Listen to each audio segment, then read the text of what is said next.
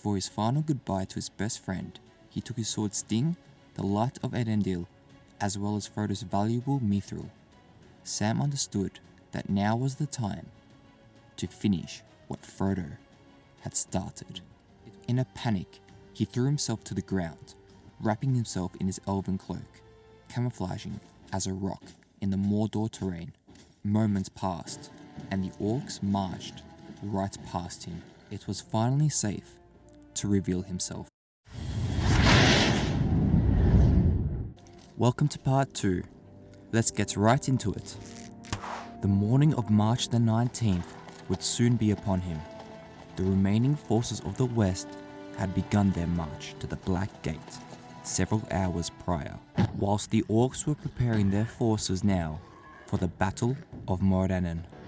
You know we're at war! Sam had an idea. In the past, the love of his master made him brave and heroic. Now it was time to do so again. He could feel Frodo's spirit with him.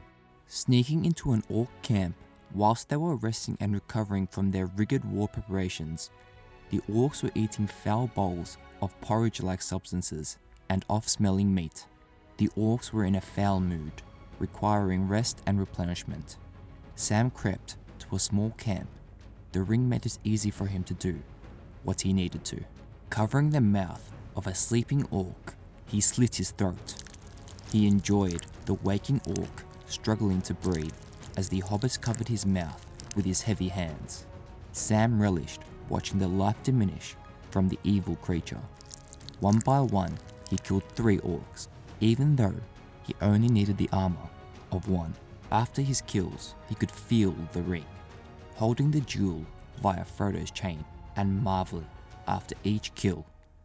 The ring enjoying every evil action of its new bearer. After his final kill, Sam snapped back to himself.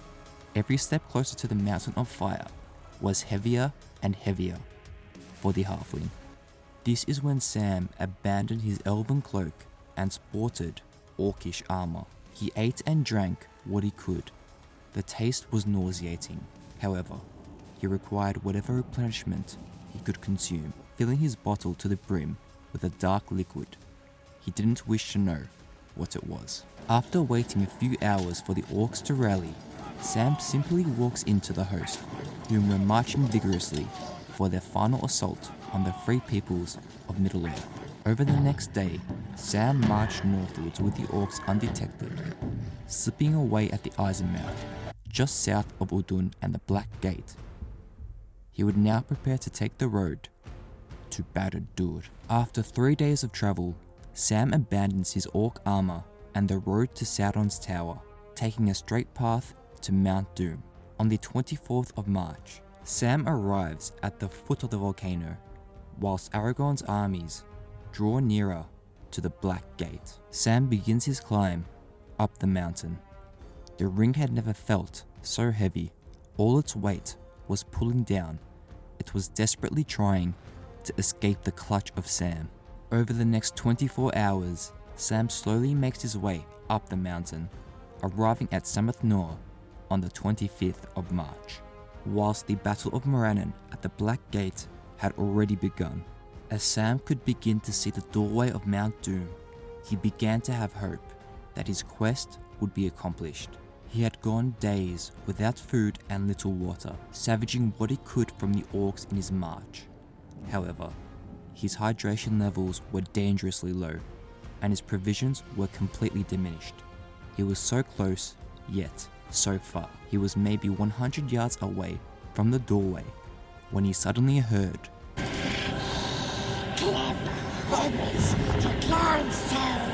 Gollum had the high ground. Leaping onto the surprised hobbit, Gollum was deceptively strong for his size, biting, scratching and clawing at the ring bearer. Sam was weak. He felt he had no choice now. It was finally time to use the ring.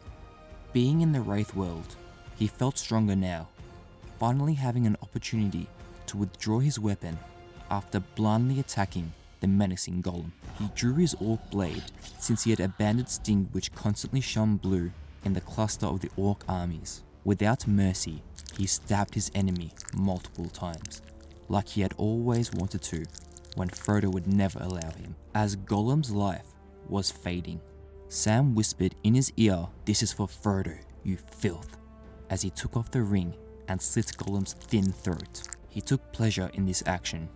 An evil smile appeared on his charcoaled face as he watched the life fade from the one who led Frodo to his death.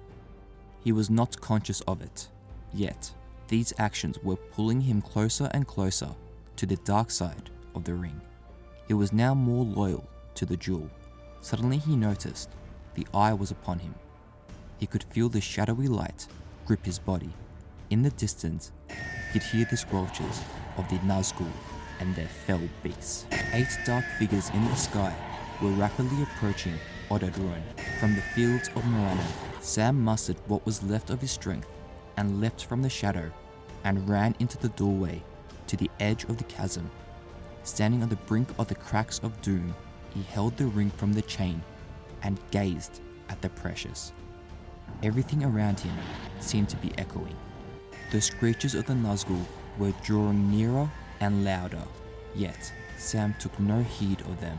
The vibrations of the fell beast's wings were emanating as Sam was in a daze. The hobbit turned around as Khamul, the new commander of the Nazgul since the fallen Witch King, had arrived through the doorway, pacing towards the precipice of Orodruin. Sam's heart slightly returned to the hobbit, which journeyed from the Shire to Rivendell with his best friend Frodo. Sam promised to never leave Frodo's side. He remembered his broken promise. This was the only way to avenge Frodo, he reminded himself. As more and more shadowy figures approached the doorway, screeching loudly, Khamul cautiously approached closer. Sam began to smile. This time, it wasn't an evil grin. It was an innocent smile from a guiltless hobbit. He cried as he released the fine chain which held aloft the ring into the fiery chasm whence it came. The Nazgul screeched in a panic. One by one, they dove into the fire, following the ring blindingly as they were taught. Their cries arose throughout the volcano as they burned, and the ring was destroyed. Sam ran away from the erupting lava and hurled himself onto rock, witnessing the Tower of Barad-dûr crumble.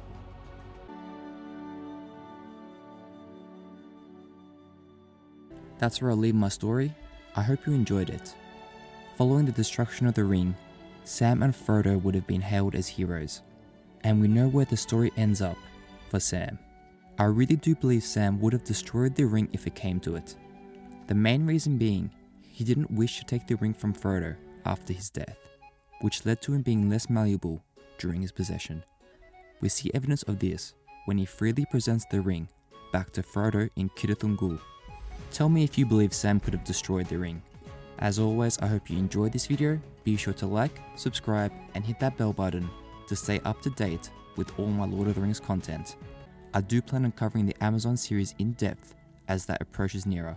As always, my Middle-earth friends, Hanonle for watching, and I'll see you on the next episode of Lord of the Rings Theory. Namari. Embrace the power of the ring, or embrace your own destruction. Renewed shall be blade that was broken. The crownless again shall be king.